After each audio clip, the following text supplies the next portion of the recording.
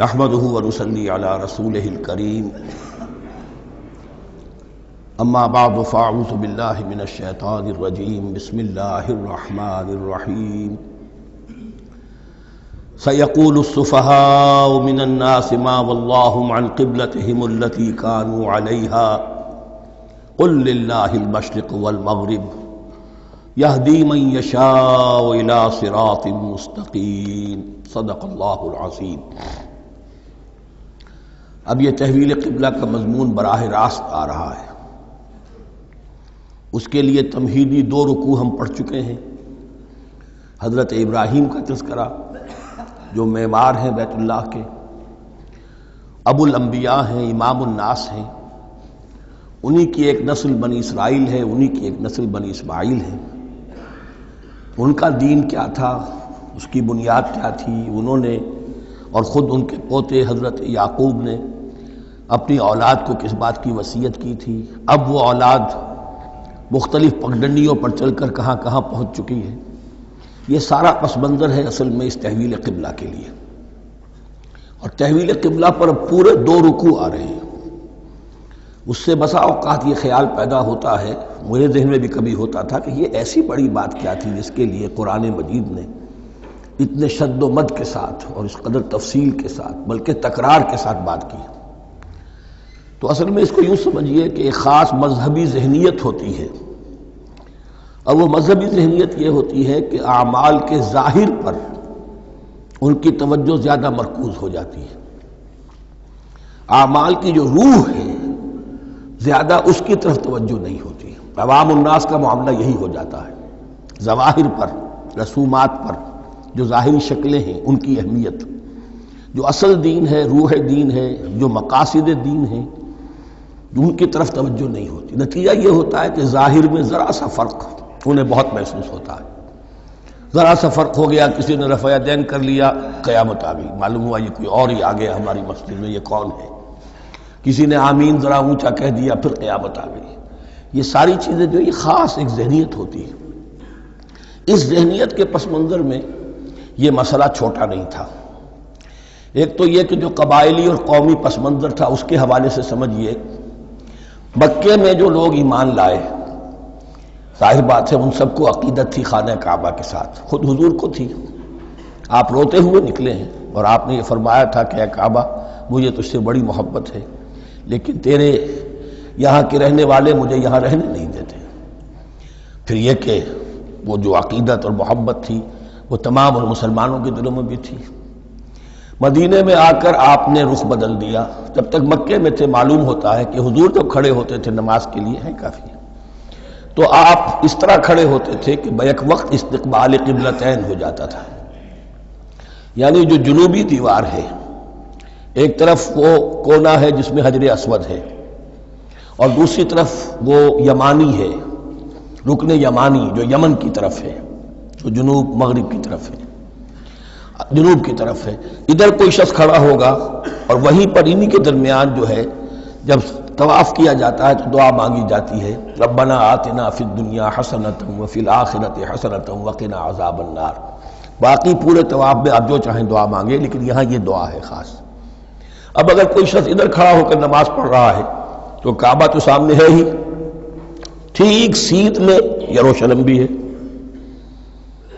تو استقبال القبلتین ایک ہی وقت میں 2 قبلوں کی طرف رخ ہو گیا۔ مدینہ میں آ کر معاملہ بدل گیا، مدینہ درمیان میں ہے، مکہ مکرمہ اس کے جنوب میں ہے اور یروشلم اس کے شمال میں ہے۔ اب جنوب کی طرف رخ کریں گے تو پیٹھ ہوگی یروشلم کی طرف، یروشلم کی طرف رخ کریں گے تو پیٹھ ہوگی کعبے کی طرف۔ اس میں امتحان ہو گیا ان لوگوں کا جو ایمان لائے تھے کہ آیا وہ محمد الرسول اللہ صلی اللہ علیہ وسلم کے فرمان کی پیروی کرتے ہیں یا اپنی پرانی عقیدتوں اور اپنی پرانی جو روایات ہیں ان کو زیادہ اہمیت دیتے ہیں۔ اللہ کا شکر ہے جو لوگ مکے سے آئے تھے ان کی اتنی تربیت ہو چکی تھی کہ ان میں سے کسی کے لیے کوئی مسئلہ پیدا نہیں ہوا۔ اقبال کا وہ مصرع پھر سنا رہا ہوں، بمصطفیٰ برساں خیش را کے دی ہماؤست اگر بہو نہ رسیدی تمام بولا بیست۔ حالانکہ قرآن مجید میں کہیں منقول نہیں ہے کہ اللہ نے حکم دیا تھا، ہو سکتا ہے اللہ نے حضور کو وحی خفی کے ذریعے سے حکم دیا ہو، لیکن وحی جلی میں کہیں نہیں ہے کہ آپ کو حکم دیا گیا ہو کہ اب یروشلم کی طرف رخ کر کے نماز پڑھیے۔ یہ امتحان ہو گیا کہ رسول کا اتباع کتنا کچھ ہے۔ اب جب یہ حکم آیا، اب امتحان ہو گیا جو مدینے میں رہنے والے جو ایمان لائے تھے ان کا، اس لیے کہ یہاں یہودی بھی تھے، بعض ان میں سے ایمان لائے۔ عبداللہ ابن سلام رضی اللہ تعالیٰ عنہ تھے، ان کو علماء میں سے تھے، لیکن جو اور دوسرے لوگ تھے وہ بھی زیر اثر تھے یہود کے علماء کے، ان کے دل میں بھی یروشلم کی عظمت تھی۔ اب جب انہیں رخ کرنا پڑا تو یہ ان کے ایمان کا امتحان ہو گیا۔ تو یہ بڑا امتحان تھا اس میں کہ جو سب کے لیے مثبر تھا، اور مسلمانوں میں سے بعض لوگوں کے دلوں میں یہ خیال بھی پیدا ہوا ہوگا اگر اصل قبلہ یہ تھا تو ہم نے اب تک جو نمازیں پڑھی ہیں وہ تو پھر ہم نے غلط رخ پر پڑھی۔ ہماری اتنی سالوں کی، کسی کو ایمان لائے ہوئے 10 برس ہو گئے، ہماری ان نمازوں کا کیا بنے گا؟ وہ نمازیں ضائع ہو گئیں تو نماز تو ایمان کا رکن رکین ہے، تو بڑی تشویش پیدا ہو گئی۔ اس کے ساتھ ہی ایک مسئلہ یہ پیدا ہوا سیاسی اعتبار سے کہ یہود اب تک تو یہ سمجھ رہے تھے کہ حضور نے اور مسلمانوں نے ہمارا قبلہ اختیار کر لیا ہے، تو گویا کہ ہمارے کیمپ فالوورز ہیں، ہمارا تو انہوں نے اتباع کیا ہے، لہذا ہمیں کوئی خاص اندیشہ نہیں ان کی طرف سے۔ لیکن اب جب قبلہ بدل گیا تو ان کے کان کھڑے ہو گئے کہ یہ تو پھر کوئی نئی اب ملت ہے اور نئی امت کی تشکیل ہو رہی ہے، لہذا ان کی طرف سے مخالفت جو تھی اس کے اندر شدت زیادہ پیدا ہو گئی۔ یہ سارے مضامین تھے کہ جو یہاں پر زیر بحث آ رہے ہیں۔ سَيَقُولُ السُّفَهَاءُ مِنَ النَّاسِ، بہت غیر معمولی ہے اس کا آغاز ہی اس آیت کا۔ ان قریب کہیں گے لوگوں میں سے احمق اور بے وقوف لوگ، ما وَاللَّهُ مَنْ قِبْلَتِهِمُ الَّتِي كَانُوا عَلَيْهَا، کس چیز نے پھیر دیا انہیں اس قبلے سے کہ جس پر یہ تھے۔ یعنی یہ 16 مہینے نماز پڑھی ہے بیت المقدس کی طرف رخ کر کے، یروشلم کی طرف، اب کس چیز نے پھیر دیا انہیں؟ قُلْ لِلَّهِ الْمَشْرِقُ وَالْمَغْرِبُ، دیکھیے وہی الفاظ جو 14ویں رکوع میں آئے تھے جو تمہید بن رہے تھے، کہہ دیجئے کہ اللہ ہی کے لیے ہے مشرق اور مغرب۔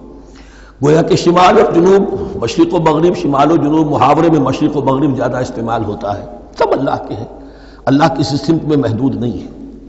یہدی من یشاء الی صراط مستقیم، وہ جس کو چاہتا ہے سیدھے راستے کی طرف ہدایت دے دیتا ہے۔ وَكَذَلِكَ جَعَلْنَاكُمْ، اب یہ خاص بات کہی جا رہی ہے، اے مسلمانوں تم اس تحویل قبلہ کو معمولی بات نہ سمجھو، یہ علامت ہے اس بات کی کہ اب تمہیں وہ حیثیت حاصل ہو گئی۔ وَكَذَلِكَ جَعَلْنَاكُمْ أُمَّةً وَسَطًا لِتَكُونُوا شُهَدَاءَ عَلَى النَّاسِ وَيَكُونَ الرَّسُولُ عَلَيْكُمْ شَهِيدًا، اب تمہارا فرض منصب یہ ہے کہ رسول نے جس دین کی گواہی تم پر دی ہے اپنے عمل سے، اپنے قول سے، اسی دین کی گواہی تمہیں دینی ہے اپنے قول سے اور اپنے عمل سے پوری نوع انسانی پر۔ اب تم لنک بن گئے ہو۔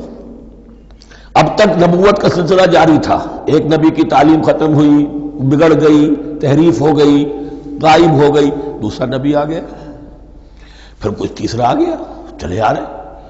لہذا ہر دور کے اندر اب وہ جو معاملہ تھا تسلسل کے ساتھ چل رہا تھا، اب یہاں نبوت ختم ہو رہی ہے محمد الرسول اللہ صلی اللہ علیہ وسلم پر، تو نوع انسانی تو ختم نہیں ہو رہی، ابھی قیامت تو نہیں آئی ہے۔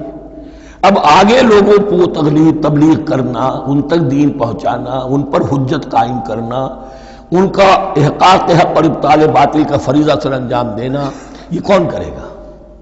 تو پہلے تو ہمیشہ اللہ کی طرف سے وہی جبریل لائے اور نبی کے پاس آ گئے، نبی نے لوگوں کو سکھا دیا۔ اب یہ کہ اللہ سے جبریل لائے محمد کے پاس، محمد نے سکھایا تمہیں، اور تمہیں سکھانا ہے پوری نوع انسانی کو، تو تم اب وہ درمیانی لنک ہو۔ وَكَذَلِكَ جَعَلْنَاكُمْ أُمَّةً وَسَطًا لِتَكُونُوا شُهَدَاءَ عَلَى النَّاسِ وَيَكُونَ الرَّسُولُ عَلَيْكُمْ شَهِيدًا، یہ مضمون زیادہ کھلے گا چل کر سورہ حج کی آخری آیات میں۔ اسی طرح سے مراد یہ کہ تحویل قبلہ ایک مظہر ہے اس کا، اس سے اب تم اپنی ذمہ داریوں کا اندازہ کرو، صرف خوشیاں نہ مناؤ، جشن نہ مناؤ، بلکہ یہ کہ یہ ایک بہت بڑی ذمہ داری کا بوجھ ہے جو تم پر آ گیا۔ کبھی ہم نے اپنے بندے محمد کے کاندھوں پر جب یہ بوجھ رکھا تھا تو ان سے بھی کہا تھا صلی اللہ علیہ وسلم، اِنَّا سَنُلْقِي عَلَيْكَ قَوْلًا ثَقِيلًا، اے نبی ہم آپ پر ایک بھاری بات ڈالنے والے ہیں۔ وہی بھاری بات بہت بڑے پیمانے پر اب تمہارے کندھوں پر آ گئی ہے۔ وَكَذَلِكَ جَعَلْنَاكُمْ أُمَّةً وَسَطًا لِتَكُونُوا شُهَدَاءَ عَلَى النَّاسِ وَيَكُونَ الرَّسُولُ عَلَيْكُمْ شَهِيدًا وَمَا جَعَلْنَا الْقِبْلَةَ الَّتِي كُنْتَ عَلَيْهَا، اور ہم نے نہیں قرار دیا تھا اس قبلے کو جس پر کہ اے نبی آپ پہلے تھے. یعنی یہ دو طرح کی بات ہو سکتی ہے، وہی خفی سے اللہ نے فرمایا ہو کہ اے محمد اب کچھ عرصے کے لیے یروشلم کی طرف رخ کر کے نماز پڑھو، وہی جلی میں نہیں ہے. اور یہ بھی ہو سکتا ہے یہ حضور کا اجتہاد ہو اور اسے اللہ نے قبول فرما لیا ہو. دونوں باتوں کا امکان موجود ہے. حضور کے اجتہاد پر اگر اللہ کی طرف سے نفی نہ آئے تو وہ گویا اللہ کی طرف سے. وما جعلنا القبلة التي كنت عليها إلا لنعلم من يتبع الرسول ممن ينقلب على عقبيه. اور نہیں ٹھہرایا تھا ہم نے اس قبلے کو جس پر کہ آپ رہے ہیں مگر یہ جاننے کے لیے کہ کون ہے، یہ ظاہر کرنے کے لیے کہ کون ہے کہ جو اتباع کرتے ہیں رسول کا صلی اللہ علیہ وسلم، اور وہ کون ہے کہ جو اپنی ایڑیوں کے بل لوٹ جاتے ہیں. یعنی مدینے میں آ کر اگر کوئی مکے کا مسلمان کہتا صاحب یہ قبلہ مجھے قبول نہیں ہے، وہ واپس ہو جاتا. ایسا ہوا نہیں.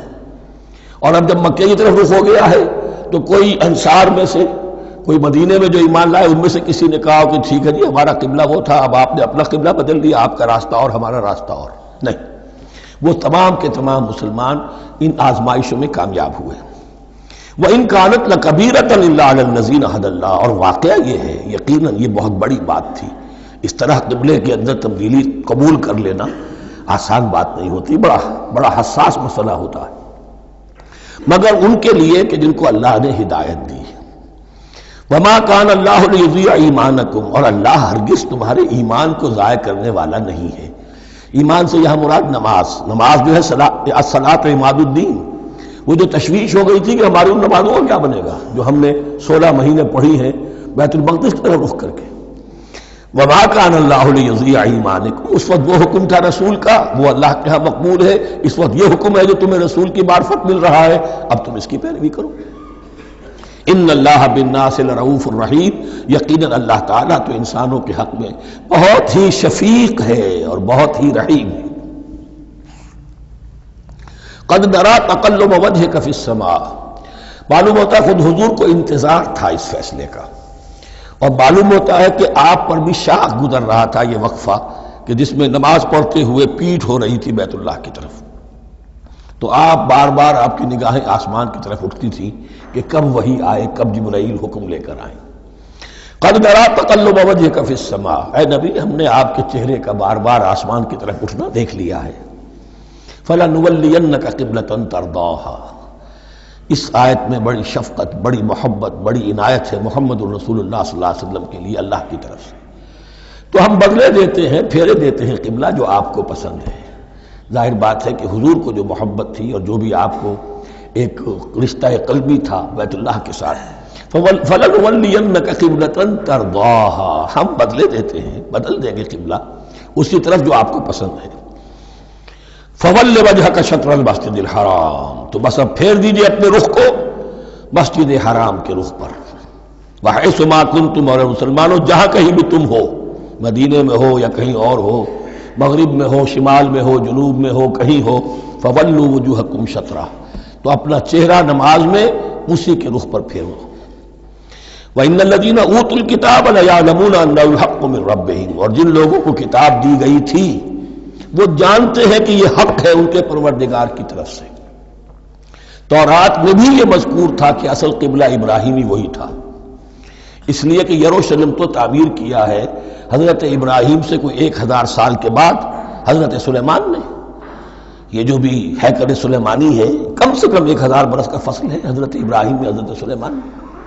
تو حضرت ابراہیم کا قبلہ کون سا تھا؟ تو وہ بھی مولانا امین احسن اصلاحی صاحب نے اردو میں ترجمہ کیا ہے مولانا حمید الدین فراہی کی کتاب کا، اور وہ بہت اہم ہے اس موضوع کو سمجھنے کے لیے. بہت سے مسلمان مفسرین نے بھی اس میں ٹھوکر کھائی ہے.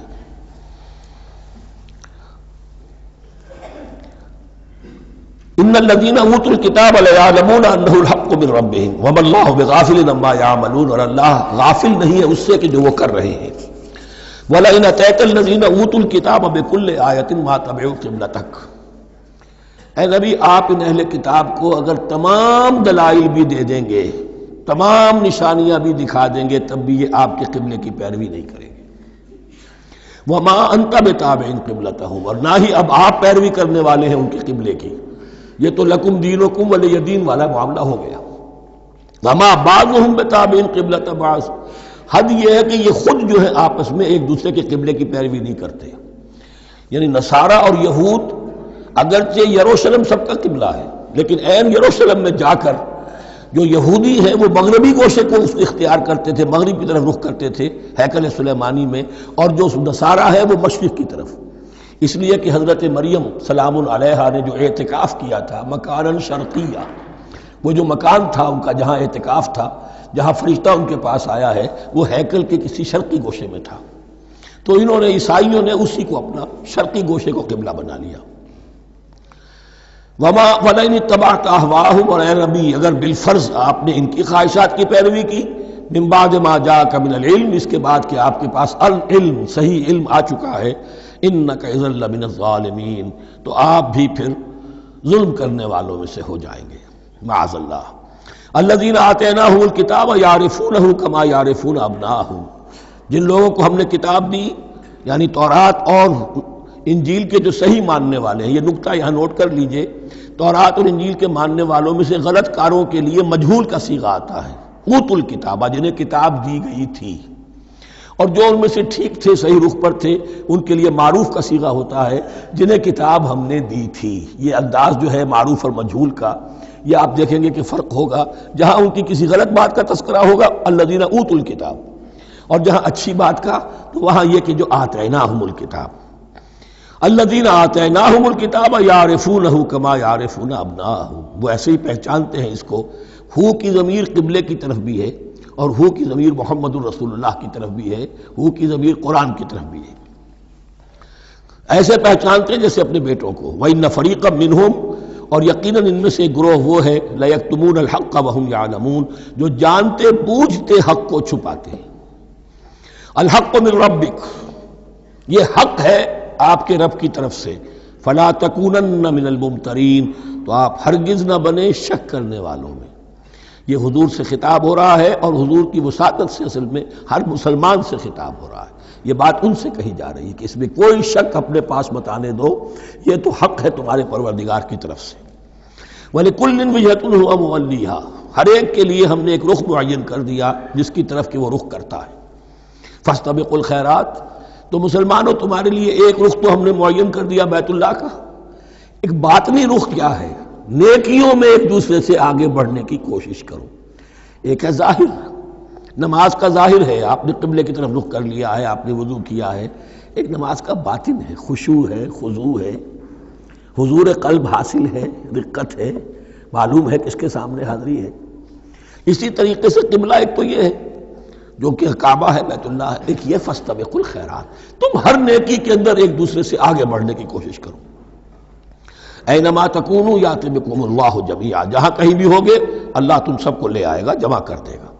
ان اللہ علی کل شیء قدیر، یقینا اللہ تعالی ہر چیز پر قادر ہے.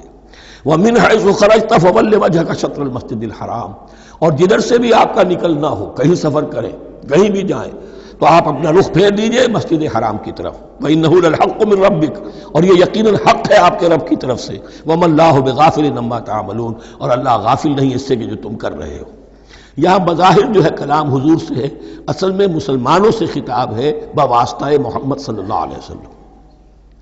وَمِنْ حَيْثُ خَرَجْتَ فَوَلِّ وَجْهَكَ شَطْرَ الْمَسْجِدِ الْحَرَامِ وَحَيْثُ مَا كُنْتُمْ فَوَلُّوا وُجُوهَكُمْ شَطْرَهُ، اور دیکھو جہاں بھی تم نکلو اپنا رخ کرو مسجد حرام کی طرف.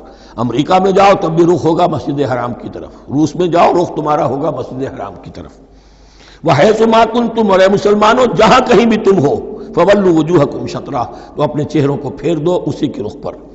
لِأَلَّا يَكُونَ لِلنَّاسِ عَلَيْكُمْ حُجَّةٌ، تاکہ نہ رہے لوگوں کے پاس تمہارے خلاف کوئی دلیل.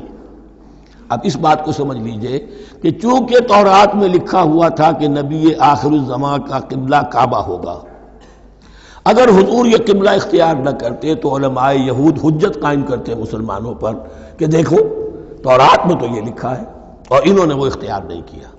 تو یہ گویا کہ ان کے اوپر اتمام حجت بھی ہو رہا ہے اور قطع عذر بھی ہو رہا ہے، ان کی حجت کی جڑ بھی کٹ رہی ہے.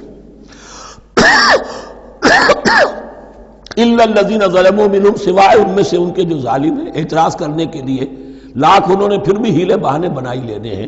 فلا تخشوہم، تو اے مسلمانوں ان سے نہ ڈرو، واخشونی، مجھ سے ڈرو.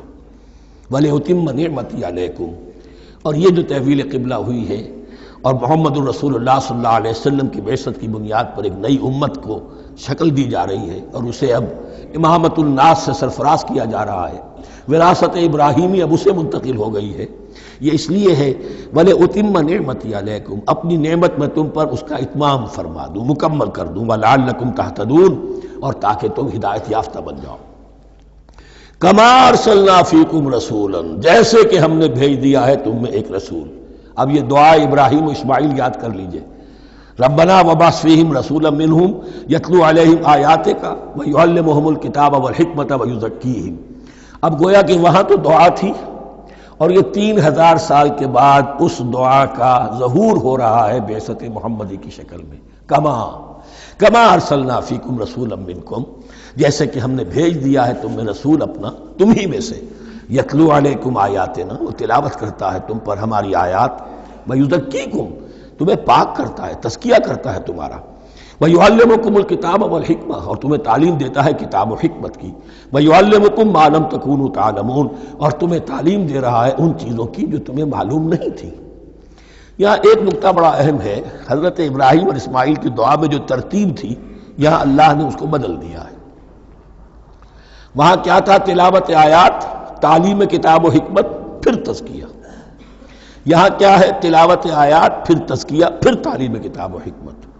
اب ظاہر بات ہے کہ حضرت ابراہیم حضرت اسماعیل نے جو بات کہی وہ بھی غلط تو نہیں ہو سکتی، لیکن ہم یہ کہہ سکتے ہیں کہ اس کی امپرووڈ فارم یہ ہے جو اللہ تعالیٰ کی طرف سے دی گئی، اس لیے کہ تزکیہ مقدم ہے۔ اگر نیت صحیح نہیں ہے تو تعلیم کتاب و حکمت مفید نہیں ہوگی بلکہ گمراہی میں اضافہ ہوگا۔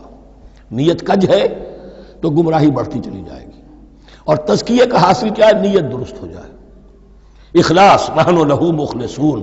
اگر یہ نہیں ہے تو جتنا پڑھو گے، جتنے بڑے عالم ہوگے، شیطان بھی بن سکتے ہو۔ بڑے بڑے فتنے عالموں نے اٹھائے ہیں۔ یہ جو دین اکبری تھا یا دین الہی تھا، اکبر کے تو باپ دادا کو کبھی خیال نہیں آ سکتا تھا اس کا۔ یہ پٹی پڑھانے والے کون تھے؟ ابو الفضل اور فیضی جیسے علماء، بہت بڑے علماء۔ اسی طرح غلام احمد قادیانی، اس کو اصل میں جو بھی پٹیاں پڑھائی ہیں وہ تو پڑھائی حکیم نور الدین نے، جو بہت بڑا عالم تھا، اہل حدیث عالم تھا۔ تو در حقیقت بہت بڑا عالم ہوگا، اگر اس کی کج ہو گئی نیت تو اتنا ہی بڑا فتنہ اٹھا دے گا۔ اس پہلو سے تزکیہ مقدم ہے، اور اس کا ثبوت یہ ہے، یہی مضمون سورہ آل عمران میں آیا، یہی مضمون پھر سورہ جمعہ میں آئے گا، وہاں بھی ترتیب یہی ہے۔ تینوں جگہ پر اللہ کی طرف سے ترتیب یہی ہے، یتلو علیکم آیاتنا ویزکیکم، تمہیں ہماری آیات پڑھ کر سنا رہا ہے اور تمہارا تزکیہ کرتا ہے، ویعلمکم الکتاب والحکمہ، اور اس تزکیے کے بعد پھر تعلیم کتاب و حکمت، ویعلمکم ما لم تکونوا تعلمون، اور تمہیں سکھا رہا ہے جو کچھ علم تمہیں حاصل نہیں تھا۔ فاذکرونی اذکرکم، بس مجھے یاد رکھو، میں تمہیں یاد رکھوں گا۔ یہ بہت بڑا میثاق ہے اور بہت بڑا وعدہ ہے، بہت بڑا وعدہ ہے۔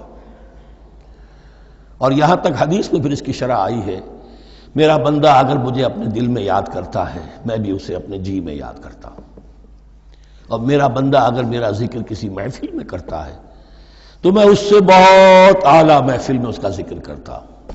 اس کی محفل تو بہت بلند و بالا ہے، ملأ اعلیٰ کی محفل ہے، فرشتے ملائکہ مقربین کی محفل ہے۔ خدا خود میرے محفل بود اندر لامکا خسرو، محمد شمع محفل بود شب جائے کہ من بودم۔ اب خسرو کس عالم میں تھے جب یہ شعر کہہ گئے ہیں؟ تو بہرحال ہے تو صحیح، ایک محفل تو ہے، میں اس سے بڑی بہتر محفل میں ان کا تذکرہ کرتا ہوں۔ فاذکرونی اذکرکم واشکروا لی ولا تکفرون، اور میرا شکر کرو، میری نعمتوں کا ادراک کرو، اس کا شعور حاصل کرو، اس پر زبان سے بھی شکر ادا کرو، اپنے عمل سے بھی، جوارح سے بھی ان نعمتوں کا حق ادا کرو۔ یہاں وہ 18 رکوع ختم ہو گئے، نصف اول اس سورہ مبارکہ کا مکمل ہو گیا۔ اب آگے سے خطاب ہے، یا ایھا الذین آمنوا، ایک نئی امت آ گئی، چارٹر اس کا آ گیا۔ کیوں بنایا گیا تمہیں؟ لتکونوا شہداء علی الناس ویکون الرسول علیکم شہیدا، تم اب لنک ہو ہمیشہ ہمیش کے لیے محمد اور پوری نوع انسانی کے درمیان۔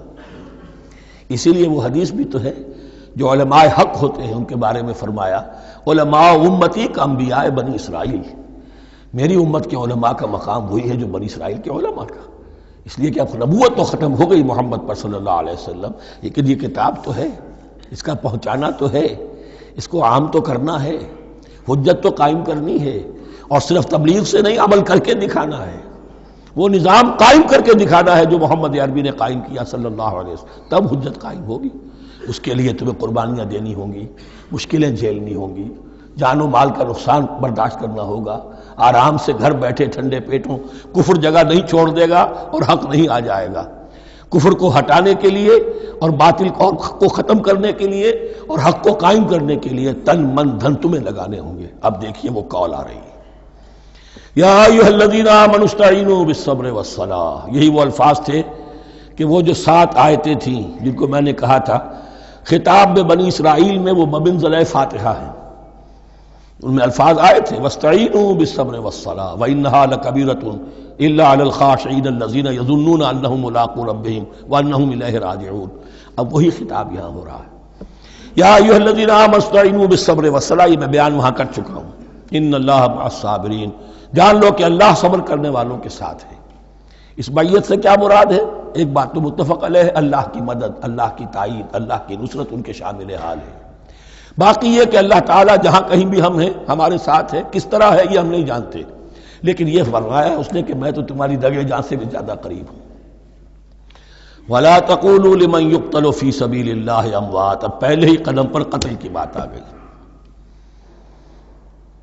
شرط اول قدم ہی نست کہ مجنون باشی، پہلا قدم یہ ہے جانے دینے کے لیے تیار ہو جاؤ۔ وَلَا تَقُولُوا لِمَنْ يُقْتَلُ فِي سَبِيلِ اللَّهِ أَمْوَاتٌ، مت کہو ان کو کہ جو اللہ کی راہ میں قتل ہو جائیں مردہ، وہ مردہ نہیں ہے، بل احیاء، وہ زندہ ہے، ولیکن لا تشعرون، لیکن تمہیں اس کا شعور نہیں ہے۔ شہداء جو اللہ کی راہ میں قتل ہو جائیں ان کے لیے یوم آخر تک کا انتظار نہیں ہے، ان کی براہ راست جنت میں داخلہ ملتا ہے۔ قیل ادخل الجنہ قال یا لیت قومی یعلمون بما غفر لی ربی وجعلنی من المکرمین، وہاں تاخیر نہیں ہے، لہذا وہ تو زندہ ہے۔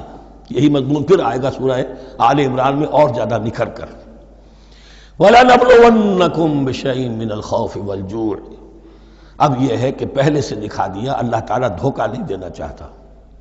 دیکھ لو جس راہ میں قدم رکھا ہے اب آزمائشیں آئیں گی، تکلیفیں آئیں گی، رشتہ دار ناراض ہوں گے، بیوی شوہر سے لڑے گی، شوہر بیوی سے لڑے گا، اولاد والدین سے جدا ہوگی، یہ سب کچھ ہوگا، فساد ہوگا، فتور ہوگا، تصادم ہوگا، جان و مال کا نقصان ہوگا۔ وَلَنَبْلُوَنَّكُمْ، ہم لازماً آزمائیں گے تمہیں، بِشَيْءٍ مِّنَ الْخَوْفِ، خوف کی کیفیت سے، وَالْجُوعِ، بھوک، فاقے، کیسے کیسے فاقے آئے ہیں، کیا ہوا ہے غزوہ احزاب میں، کیا ہوا ہے جو اس سے بعد جو جیش العسرہ ہے، تبوک کی جنگ ہے۔ وَنَقْصٍ مِّنَ الْأَمْوَالِ وَالْأَنفُسِ وَالثَّمَرَاتِ، اور نقصانات ہوں گے مالی بھی جانی بھی، اور ثمرات۔ اب ثمرات یہاں دو معنی دے رہا ہے، چونکہ مدینے والوں کی جو تھی اصل جو ان کی معیشت تھی وہ زرعی تھی، پھل، خاص طور پر کھجور، یہ ان کی پیداوار تھی، جسے آج کل آپ کہتے ہیں کیش کراپ جو ہے ان کی، وہ یہ تھی۔ اب ایسا بھی ہوگا کہ فصل تیار کھڑی ہے، اگر اسے اتارا نہ کھجور سے تو ضائع ہو جائے گی، اور ادھر سے تبوک کا حکم آ گیا نکلو اللہ کی راہ، یہ ساری فصل ضائع ہو جائے گی۔ امتحان ہو گیا کہ نہیں؟ اور اس کے علاوہ ایک اور کا مفہوم، انسان کچھ بہت محنت کرتا ہے، جد و جہد کرتا ہے، کیریئر بناتا ہے، اپنا ایک مقام بنا لیتا ہے اس کیریئر میں، اس پروفیشن میں، اس راستے پر آتا ہے تو کچھ اور ہی شکل اختیار کرنی پڑتی ہے۔ وہ تجارت کے زمانے میں جو محنت کی تھی، وہ کیریئر کو جمانے میں جو محنت کی تھی، وہ سارا کا سارا معاملہ جو ہے وہ کھو کر پھر اس وادی میں آنا پڑتا ہے۔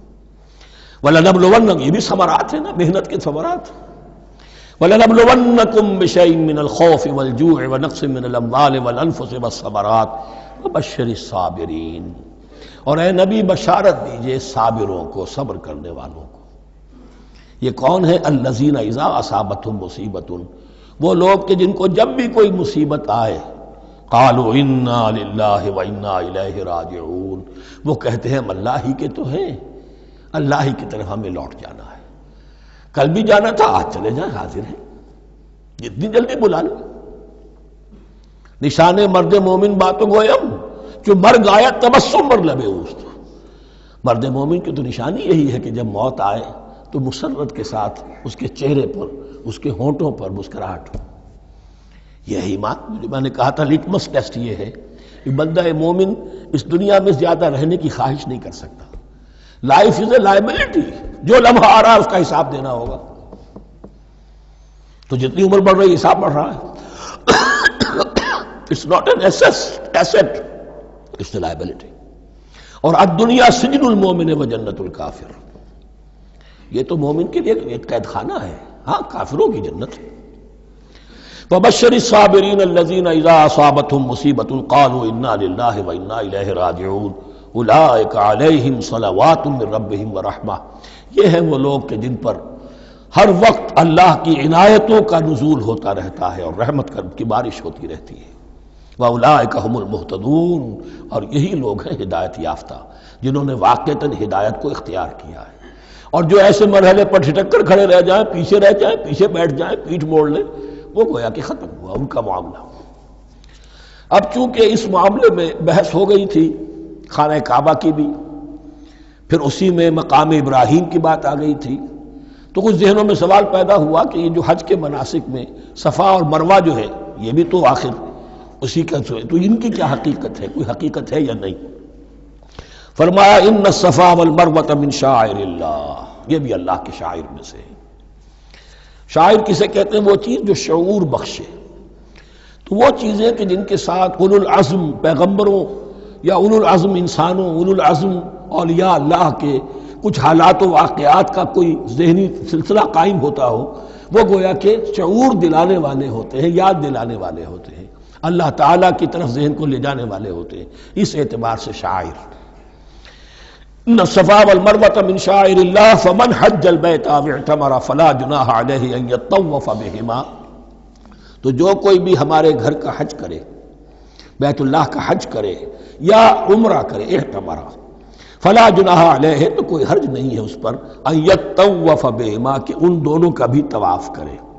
وہ جو 7 چکر لگائے جاتے ہیں، ان الصفا والمروہ. ومن تطوع خیرا، جو شخص جان بوجھ کر بھلا کام کرتا ہے، فإن اللہ شاکر علیم، تو جان لو اللہ بڑا قدردان ہے.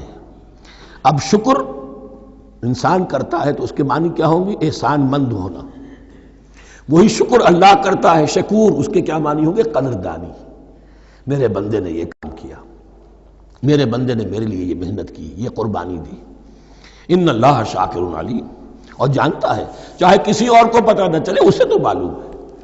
اگر تم نے اللہ کی رضا جوئی کے لیے کسی کو کوئی مالی مدد دی ہے اس حال میں کہ جو کچھ داہنے ہاتھ نے دیا ہے بائیں کو بھی خبر نہیں ہونے دی، کجا یہ کہ کسی اور انسان کے سامنے اس کا تذکرہ ہو، تو اب یہ جو ہے اللہ کے تو علم میں ہے. اگر تو اللہ سے اجر و ثواب چاہتے ہو تو اس کا ڈنڈورا پیٹنے کی کوئی ضرورت نہیں. اور اگر تم نے لوگوں کو دکھانے کے لیے کیا تھا تو وہ تو شرک ہو گیا، لائبلٹی ہو گئی.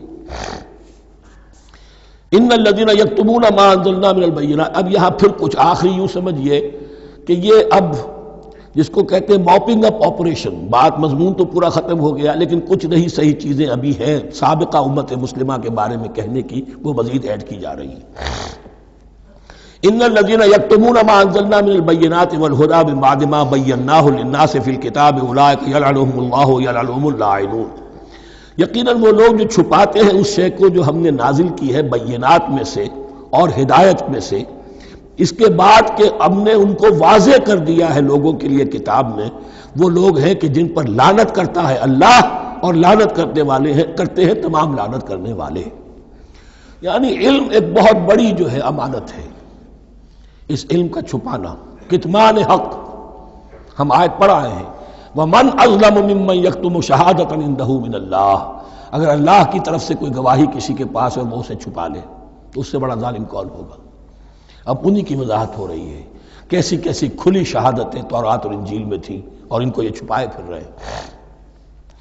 ان الذین یکتمون ما انزلنا من البینات والہدی من بعد ما بیناہ للناس فی الکتاب اولئک یلعنهم اللہ یلعنهم اللاعنون الا الذین تابوا واصلحوا وبینوا. سوائے ان کے کہ جو توبہ کریں اور اپنی اصلاح کر لیں اور اب واضح کریں وہ شے کہ جو انہوں نے چھپائی ہوئی تھی اسے ظاہر کریں. فَأُولَٰئِکَ أَتُوبُ عَلَیْہِمْ، تو ان کی توبہ میں قبول کروں گا اور ان کی طرف میں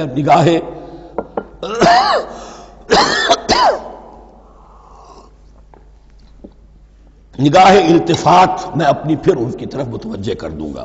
وَأَنَا التَّوَّابُ الرَّحِيمُ، اور میں تو ہوں ہی توبہ کا قبول کرنے والا اور رحم فرمانے والا.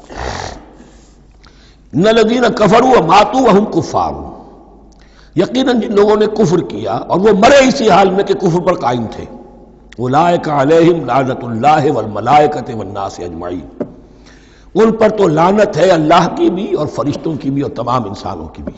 خالدین فیہا، اس لعنت کی کیفیت میں وہ اب ہمیشہ رہیں گے.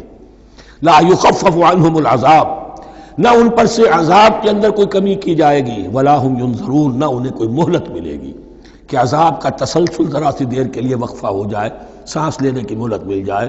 ولا هم ينظرون.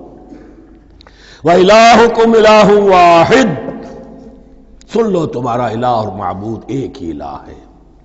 لا الہ الا هو الرحمن الرحیم، اس کے سوا کوئی الہ نہیں ہے اور وہ رحمان ہے اور رحیم ہے. اب جو آیت آ رہی ہے اس کے پڑھنے سے پہلے ایک بات سمجھ لیجئے کہ یہ جو اب 22 رکوعوں کا مضمون ہم پڑھ رہے ہیں، مجھے یہ بات آج شروع میں واضح کرنی چاہیے تھی. اس میں ترتیب کیا ہے؟ میں پہلے عرض کر چکا ہوں کہ پہلے 18 رکوعوں کی تقسیم ورٹیکل کی ہے ہم نے. 18 کو 4 رکوع ادھر، 10 درمیان میں، پھر 4 ادھر. یہاں اب چلے گی ہاریزونٹل تقسیم، افقی تقسیم. اور اس کی بھی شکل کیا ہے کہ 4 مضامین ہیں کہ جو تانے بانے کے ساتھ بنے ہوئے ہیں، یا 4 لڑیاں ہیں مضمون کی کہ جن کو بٹ کر رسی بنا دیا گیا. وہ 4 مضامین کیا ہیں؟ مسلمانوں سے خطاب میں ان کے لیے عبادات اور احکام اور شرائع، یہ واجب ہے، یہ کرنا ہے، یہ حلال ہے، یہ حرام ہے، نماز فرض ہے، روزہ فرض ہے، وغیرہ وغیرہ. اور 2 لڑیاں جہاد، جہاد بالمال، جہاد بالنفس. جہاد بالنفس کی آخری انتہا قتال ہے، جہاں انسان نقد جان ہاتھ پر رکھ کر، ہتھیلی پر رکھ کر میدان میں حاضر ہو جاتا ہے.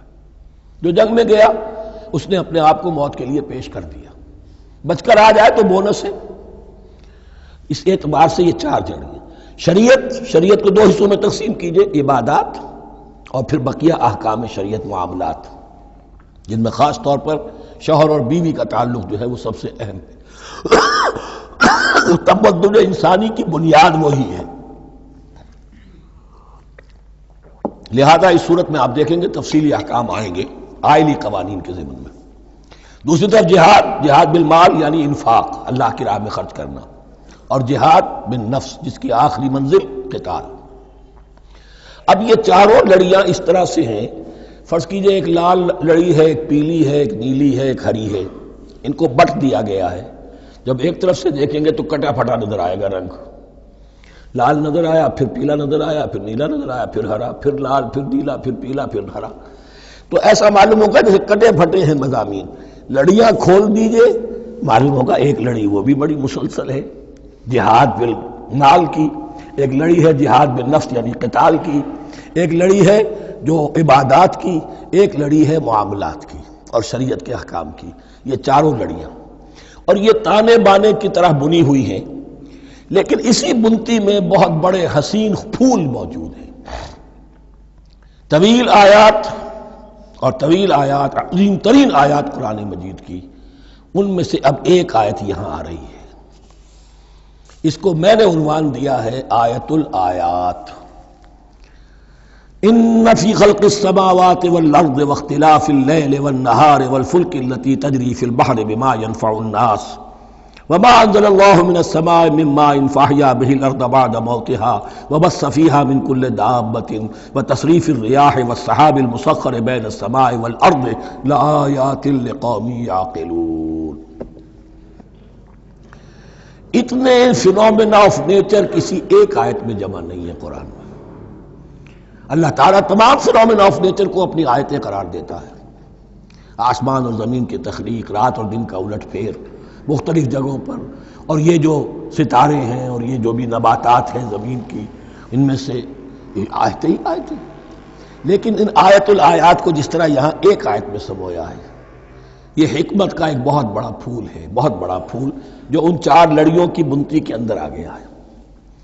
یقیناً آسمان اور زمین کی تخلیق میں اور رات اور دن کے الٹ پھیر میں اور اس جہاز میں یا کشتی میں جو چلتی ہیں سمندر میں یا دریاؤں میں، وہ سامان لے کر جو لوگوں کو نفع دیتا ہے، بما ينفع الناس وما انزل اللہ من السماء من ماء، اور اس پانی میں کہ جو اللہ نے اتارا ہے آسمان سے، فاحیا به الارض بعد موتها، اور پھر اس سے وہ زندہ کر دیتا ہے زمین کو اس کے مردہ ہو جانے کے بعد. بے آب و گیا زمین پڑی تھی، بارش ہوئی ہے، اسی میں سے روئیدگی آ گئی ہے. وبث فیہا من کل دابہ، اور یہ تمام حیوانات اور چرند اور پرند جو اس کے اندر پھیلا دیے گئے ہیں. وتصریف الریاح، اور یہ ہواؤں کا چلنا جو ہے، کبھی پروا چل رہی ہے، کبھی پچھمی چل رہی ہے، کبھی مشرق سے آ رہی ہے، کبھی مغرب سے آ رہی ہے، تصریف الریاح ہے. والسحاب المسخر بین السماء والارض، اور ان بادلوں میں کہ جو معلق کر دیے گئے آسمان اور زمین کے درمیان.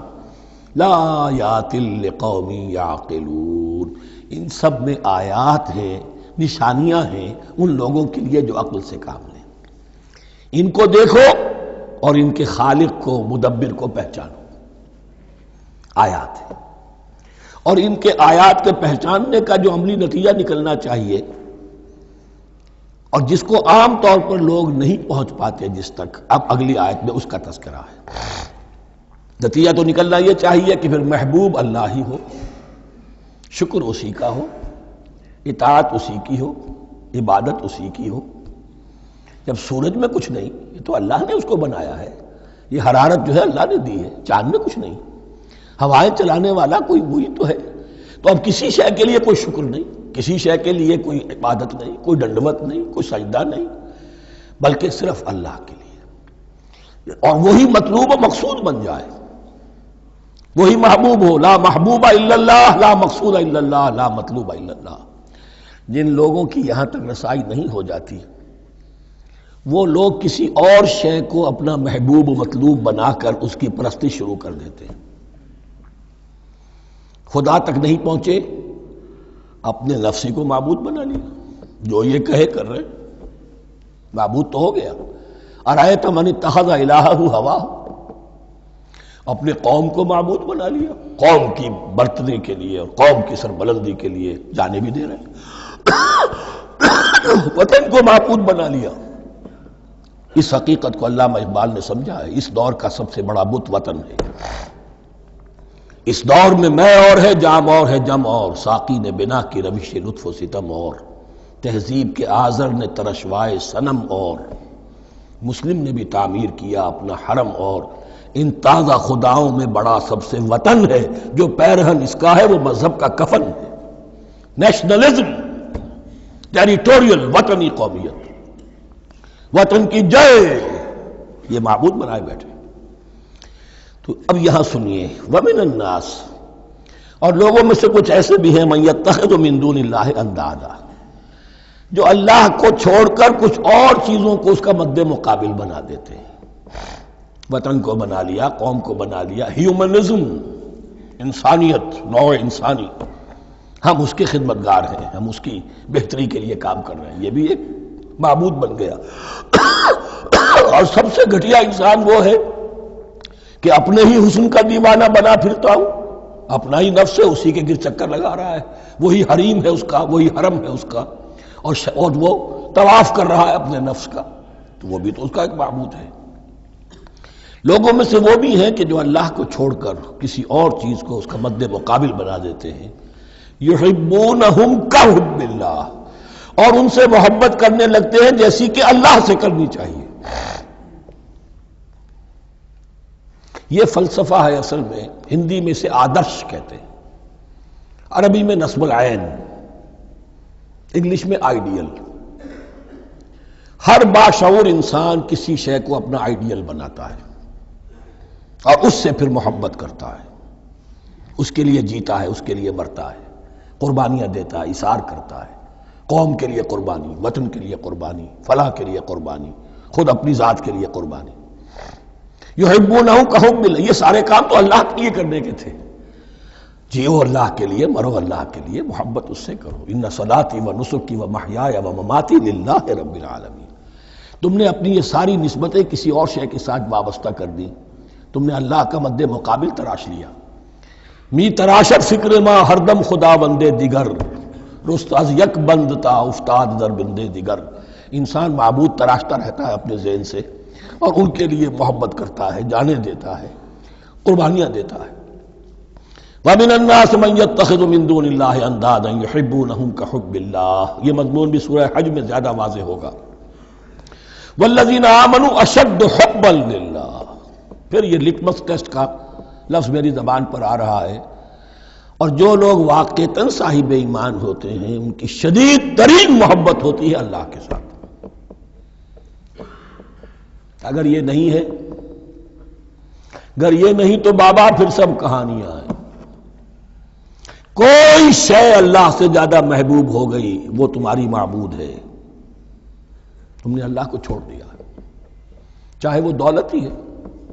تعس عبد الدینار و عبد الدرہم، ہلاک اور برباد ہو جائے درہم و دینار کا بندہ. نام عبد الرحمن ہے، حقیقت میں عبد الدینار ہے. دینار آنا چاہیے، حرام سے آئے، حلال سے آئے، جائز سے آئے، ناجائز سے آئے. تو معبود اللہ نہیں ہے، معبود دینار ہے. ہندو نے یہ کیا کہ لکشمی دیوی کی ایک مورتی بنا کر پوجنا شروع کر دیا. یہ لکشمی دیوی اگر ذرا مہربان ہو جائے گی دولت آ جائے گی. ہم نے کہا ہٹاؤ اس درمیان کے لنک کو، سیدھے ہی دولت کو کیوں نہ پوجو. پیٹرو ڈالر کو پوجو، ڈالر کو پوجو. ترک وطن کرو، ماں باپ کو چھوڑو یہاں سسکتا ہوا کہ مر رہے ہیں اور کوئی ان کا بیٹا اور ان کی بیٹی ان کے پاس نہیں. کس لیے؟ ڈالر. کون معبود ہوا؟ وَمِنَ النَّاسِ مَن يَتَّخِذُ مِن دُونِ اللَّهِ أَندَادًا يُحِبُّونَهُم كَحُبِّ اللَّهِ وَالَّذِينَ آمَنُوا أَشَدُّ حُبًّا لِلَّهِ وَلَوْ يَرَى الَّذِينَ ظَلَمُوا إِذْ يَرَوْنَ الْعَذَابَ أَنَّ الْقُوَّةَ لِلَّهِ جَمِيعًا. اور کاش کہ دیکھ لیتے یہ لوگ جو اس شرک میں اور اس گناہ میں مبتلا ہیں، ظلم شرک کے معنی، جب وہ دیکھیں گے عذاب کو اور یہ بات واضح ہو جائے گی کہ قوت تو ساری کی ساری اللہ کے ہاتھ میں ہے، کسی کے پاس کچھ نہیں. وَأَنَّ اللَّهَ شَدِيدُ الْعِقَابِ، اور یہ کہ اللہ سزا شدید العذاب، اللہ سزا دینے میں بہت سخت ہے. اس وقت آنکھ کھلے گی تو فائدہ کیا ہوگا؟ اب آنکھ کھلے تو فائدہ ہے. اِسْتَبَرَّأَ الَّذِينَ اتُّبِعُوا مِنَ الَّذِينَ اتَّبَعُوا. اب انسانی معاشرے کے اندر یہ ہوتا ہے، کچھ لوگ ہوتے ہیں لیڈر لوگ جو اپنے پیچھے لوگوں کو لگا لیتے ہیں، چاہے ڈیماگوگس ہوں، چاہے مذہبی جو ہے وہ مسندوں کے والی ہوں، اپنے پیچھے لگاتے ہیں. اور ان کے پیچھے لگنے والے جو ہیں وہ یہ سمجھتے ہوئے ان کی عزت بھی ہے، ان کا احترام بھی ہے، ان کے نیچے دبے بھی ہوئے، ان کا پیچھے پیچھے چلتے ہیں. قیامت کے دن وہ تبرہ کریں گے کہ تم نے ہمیں مروایا، ہم تمہاری پیروی کرتے رہے، ہم نے سمجھا تم جو کہہ رہے ہیں وہ ٹھیک ہے، ہم نے تمہیں اپنا لیڈر مانا. اب وہ اعلان برات کریں گے، اللہ ہمارا ان سے کوئی تعلق نہیں. استبرأ الذین اتبعوا، اور اس کے جواب میں پھر وہ کریں گے ہمارا تم سے کوئی تعلق نہیں. اس روز کے جن لوگوں کا اتباع کیا گیا تھا دنیا میں، لیڈر لوگ، وہ ان لوگوں سے جنہوں نے پیروی کی تھی ان سے تبرہ کریں گے. وَرَأَوُا الْعَذَابَ وَتَقَطَّعَتْ بِهِمُ الْأَسْبَابُ، اور وہ دیکھ لیں گے عذاب کو، نگاہوں کے سامنے جہنم آ جائے گی اور تمام رشتے منقطع ہو جائیں گے. یوم یفر المرء من اخیہ وامہ وابیہ وصاحبتہ وبنیہ لکل امرئ منہم یومئذ شأن یغنیہ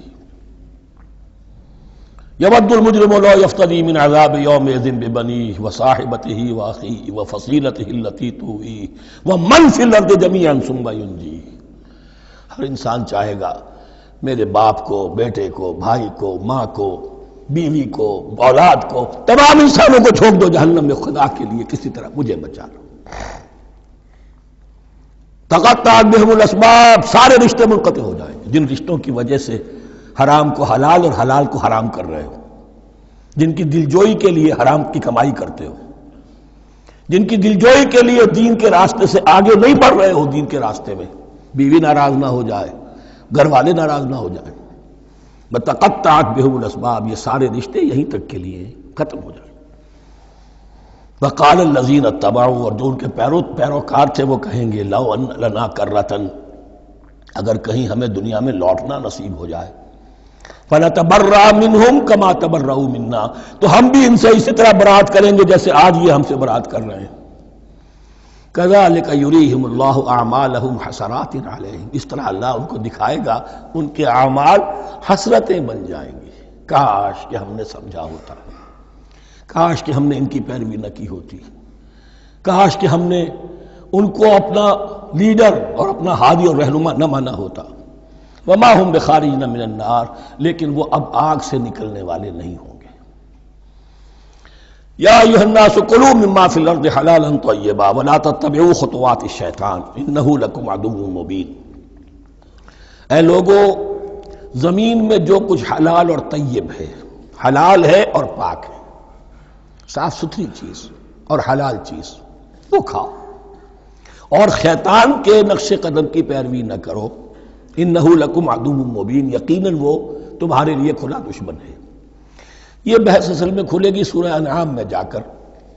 وہاں عرب میں یہ رواج تھا، بتوں کے نام پر کوئی جانور چھوڑ دیتے تھے، جیسے ہندوؤں میں بھی تھی رواج، ہم نے تو بچپن میں دیکھا ہے، کوئی سانڈ چھوڑ دیا، کسی کے کان جو ہے وہ چیر دیے، یہ فلاں بت کے لیے ہے، فلاں دیوی کے لیے ہے۔ اب اسے کوئی کچھ نہیں کہہ سکتا تھا، وہ جہاں چاہیں وہ منہ ماریں جا کر ان کا، اور پھر ان کا ظاہر بات ہے ان کا گوشت کیسے کھایا جا سکتا تھا۔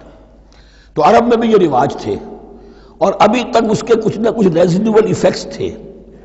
آباء و اجداد کی جو رسمیں چلی آ رہی ہوں وہ آسانی سے جو ہے وہ چھوٹتی نہیں ہیں، کچھ نہ کچھ اثرات رہتے ہیں، جیسے آج تک ہمارے ہاں ہندوانہ اثرات موجود ہیں۔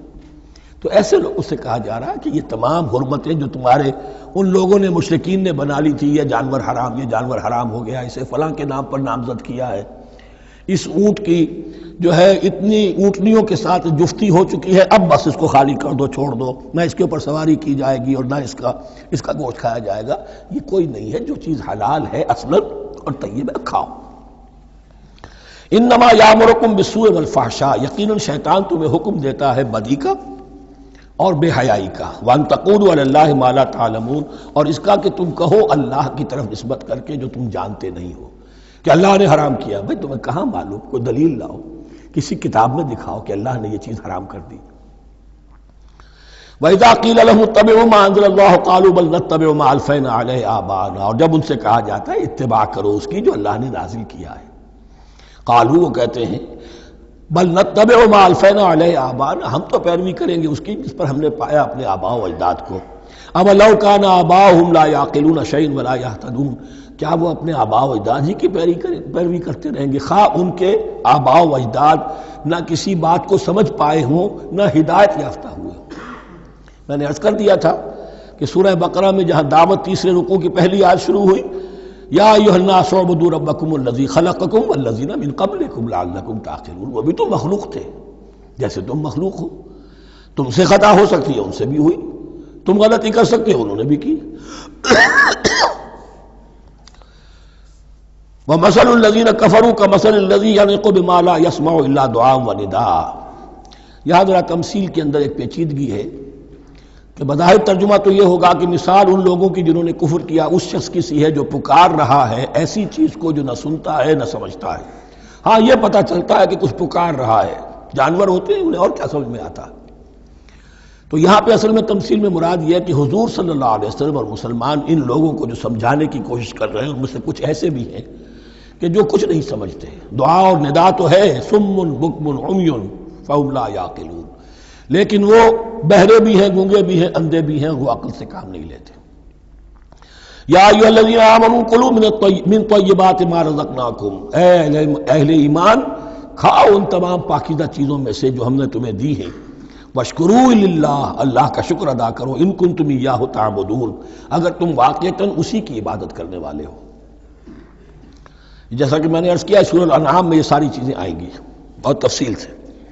انما حرم علیکم المیتۃ والدم ولحم الخنزیر وما اہل بہ لغیر اللہ، بنیادی طور پر اللہ تعالیٰ نے وہ کھانے کے جو اہل عرب میں اس وقت رائج تھے ان میں سے 4 چیزوں کی حرمت کا اعلان کیا ہے، بار بار مکی صورتوں میں بار بار ہوا ہے اور یہاں پھر یہ مدنی صورت کے اندر گویا کہ آخری بار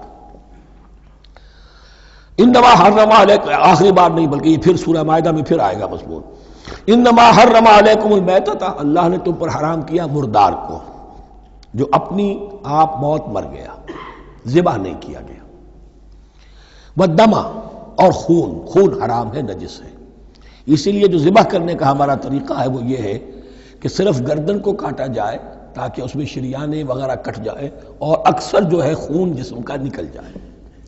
اگر جھٹکا کیا جائے جیسے سکھ کرتے تھے، ایک ہی تلوار کے وار سے گردن اڑا دی بکری کی، یا یہ کہ جیسے کہ یورپ وغیرہ میں ہوتا ہے، تو پھر وہ خون اندر رہ جاتا ہے جسم کے، اس کے اندر پھر وہ اینٹھن نہیں ہوتی اس حیوان کے جسم میں کہ جس سے خون جو ہے وہ باہر چلا جائے، تو وہ لحم الخنزیر، اور تیسری چیز ہے خنزیر کا گوشت، اور چوتھی چیز وما اہل بہ لغیر اللہ، اور وہ کہ جس پر پکارا گیا ہو کسی کا نام اللہ کے سوا۔ اب اس میں ایک چیز تو یہ ہے کہ جسی شے کو ذبح کرتے ہوئے کسی بت کا، کسی دیوی کا، کسی دیوتا کا تذکرہ کیا، وہ تو حرام مطلق ہو ہی گیا، اس کا گوشت کھانا حرام مطلق ہے۔ لیکن اسی کے تابع یہ ہوگا کسی بزرگ کا قرب حاصل کرنے کے لیے اس کے مزار پر لے جا کر وہاں ذبح کیا جا رہا ہے، پوچھیں گے تو ہم تو اللہ کے لیے ذبح کر رہے ہیں، تو اللہ کے لیے تو اپنے گھر میں بھی کر سکتے تھے ذبح، یہاں کیوں لائے ہو؟ اس کو تم نے کسی اعتبار سے اس صاحب قبر کا جو ہے اس کا تقرب حاصل کرنے کا ذریعہ بنایا۔ یہ چیزیں بھی اسی کی تابع ہو جائیں گی۔ اللہ کے لیے کرنا تو ہر جگہ کر سکتے ہو، ہم تو صرف ایصال ثواب کے لیے کر رہے ہیں، تو اپنے گھر میں بیٹھ کر کرو گے تو کیا ایصال ثواب نہیں ہو جائے گا؟ ٹھیک ہے اللہ، ہم یہ خرچ کر رہے ہیں، ہم نے یہ جانور ذبح کیا ہے تیرے لیے، اس کا ثواب جو ہے فلاں کو پہنچا دے۔ یہ ہے چار چیزیں بنیادی طور پر۔ فمن اضطر غیر باغ ولا عاد، ان میں بھی ایک رعایت ہے، اگر کوئی مضطر ہو گیا ہے، مجبور ہو گیا ہے، جان نکل رہی ہے اور کوئی شے کھانے کو نہیں، لیکن دو شرطیں پوری ہو، غیر باغ ولا عاد، وہ اس حرام کی طرف رغبت نہ رکھتا ہو، اور نہ جو ناگزیر حد ہے جان بچانے کی اس سے آگے بڑھے۔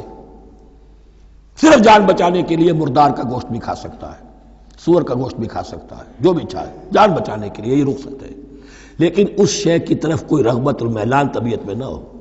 یہ اللہ تو جانتا ہے، اگر تو معاملہ اس سے ہے تو اس سے تو چھپی ہوئی بات نہیں ہے، اور جتنا ناگزیر ہے جان بچانے کے لیے اس سے آگے نہ بڑھے۔ فلا اسم علیہ، ان دو شرطوں کے ساتھ جان بچانے کے لیے حرام چیز بھی کھائی جا سکتی ہے۔ ان اللہ غفور الرحیم، یقیناً اللہ غفور الرحیم ہے۔ ان الذین یکتمون ما انزل اللہ من الکتاب ویشترون بہ ثمنا قلیلا، یقیناً وہ لوگ جو چھپاتے ہیں اس کو جو اللہ نے نازل کیا ہے کتاب میں سے اور فروخت کرتے ہیں انہیں بہت حقیر سی قیمت پر، اولئک ما یاکلون فی بطونہم الا النار، یہ لوگ نہیں بھر رہے اپنے پیٹوں میں مگر آگ۔ ولا یکلمہم اللہ یوم القیامہ، اللہ ان سے کلام نہیں کرے گا قیامت کے دن۔ ولا یزکیہم، نہ انہیں پاک کرے گا۔ ولہم عذاب علیم، ان کے لیے دردناک عذاب ہے۔ اولئک الذین اشتروا الضلالۃ بالہدی، یہ ہے وہ لوگ کہ جنہوں نے ہدایت دے کر ضلالت خرید لی ہے، والعذاب بالمغفرہ، اور مغفرت اللہ کی اپنے ہاتھ سے دے کر عذاب خرید لیا ہے۔ فما اصبرہم علی النار، تو کتنا ہے ان کا حوصلہ آگ کے لیے، بڑے صابر ہیں اس جہنم کی آگ کے لیے، کس طرح تیاری کر رہے ہیں۔ ذالک بان اللہ نزل الکتاب بالحق، یہ اس لیے کہ اللہ نے تو کتاب نازل کی حق کے ساتھ۔ وان الذین اختلفوا فی الکتاب لفی شقاق بعید، اور یقیناً جن لوگوں نے کتاب اور شریعت میں پھر یہ پگڈنڈیاں نکالی اختلاف کی، وہ بڑی ہی دشمنی میں اور بڑی ہی شقاوت کے اندر مبتلا ہو گئے۔ بارک اللہ لی ولکم فی القرآن العظیم ونفعنی وإیاکم بالآیات والذکر الحکیم۔